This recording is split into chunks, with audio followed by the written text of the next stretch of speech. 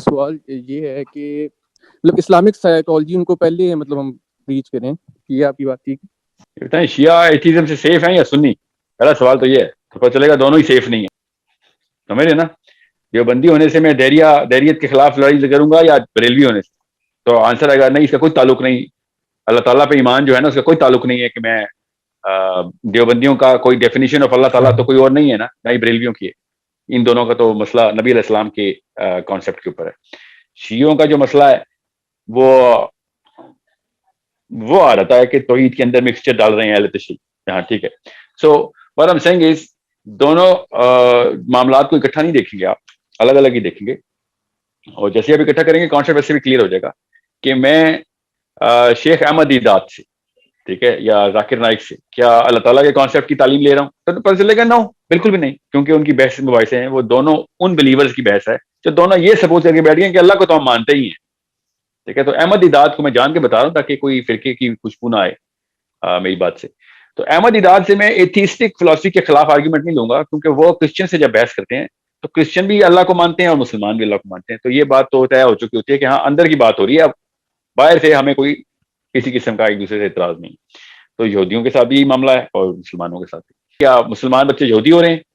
گھروں میں چھپ کے تورات لے کے آئے ہوئے ہیں. اگر میں آپ سے کہوں کہ گھروں میں بچے چھپ کے تورات لے کے آنا شروع ہو گئے یا انجیل لے کے آنا شروع ہو گئے تو طارق مسعود صاحب کے پاس جائیں گے یا محمد علی مرزا صاحب کے پاس جائیں گے؟ تو آنسر آئے گا نہیں، یہ دونوں کے دونوں اس چیز کو ایڈریس نہیں کرتے کہ تورات یا انجیل میں کیا مسئلہ ہے. دیکھتے ہیں کہ قرآن کے اندر فالوورز کے اندر نجی مسائل کیا ہیں. اگر میں آپ کو یہ بتاؤں کہ آپ ہر مسلمان گھر میں ایک ایک انجیل پڑھی ہوئی ہے تو کون سا ایسا فرقہ ہے جو اس کے اوپر کام کر رہا ہے؟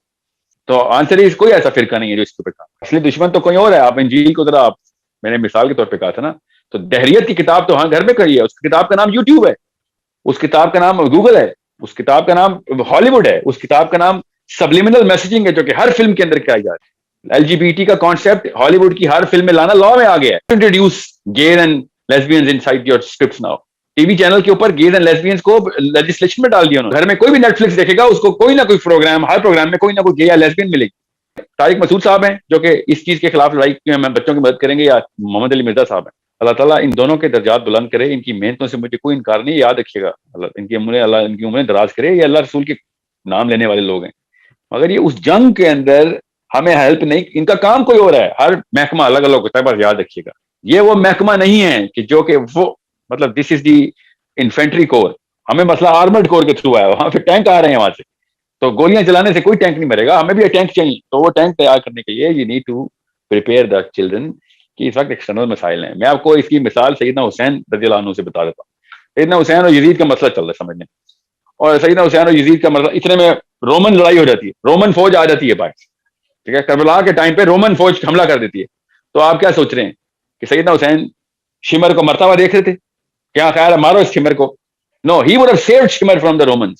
میں رکھیے گا اس بات کو. یہ کون سا شیعہ ہے جو کہتا ہے کہ حضرت علی اور معاویہ کے مسائل میں حضرت علی کھڑے دیکھتے رہتے؟ اگر کسی کافر نے حضرت امیر معاویہ کے اوپر گردن کے تلوار رکھی ہوتی، حضرت Ali would have saved Amir Muawiya. Every Shia knows that. اگر اس کو اسلام سمجھ آیا تو باہر کی لڑائی ایک الگ اور بڑی لڑائی ہوتی ہے، اور اندر کی لڑائی بہت بہت کرٹیکل ہو سکتی ہے. ہمارے کیس میں ہوئی ہے اہل بیت کی لڑائی، امیت کے ساتھ بہت کرٹیکل لڑائی ہوئی ہے. جو بندہ اہل بیت کے ساتھ نہیں کھڑا میرے خیال سے مسلمان نہیں ہے. مگر مسئلہ ابھی نہیں ہے ہمارے دور میں. یہ مسئلہ حل کر بھی لیا ہم نے کہ اہل بیت بالکل ٹھیک تھے، اور یا جو بھی ٹھیک تھا ان کے خیال سے. تو اس کے بعد کیا کروں میں؟ بچہ تو میرا پھر بھی یوٹیوب پہ رچرڈ ڈاکنز کے اوپر اللہ تعالیٰ کو اللہ حافظ کر چکا ہے. حضرت علی کے زیادہ حضرت علی جیت گئے جنگ، اور وہ کہے گا کہ میں اللہ کو نہیں مانتا، تو علی اور محمد صلی اللہ علیہ وسلم کی باتیں کر رہا میرے ساتھ. میں تو اس دین سے ہی بیزار ہو گیا ہوں. تو it's a different problem. I'm not saying کہ انٹرنل مسئلہ نہیں ہے. ہماری history is tainted with issues. We have to fix it. But پہلے گھر میں جو آگ لگی ہے وہ تو بچاؤں، بعد میں بتاؤں گا فرنیچر بیڈ روم میں کون سا رکھنا ہے، پردے کون سے کلر کے لگانے. میں نے I respect these people. Make sure you understand. میرے جو غصے کا اظہار ہے وہ اس دہریت کی خلاف کیجولنیس ہونے کے اوپر ہے. میرا ان لوگوں کے یہ کبھی بھی کیجول نہیں ہے.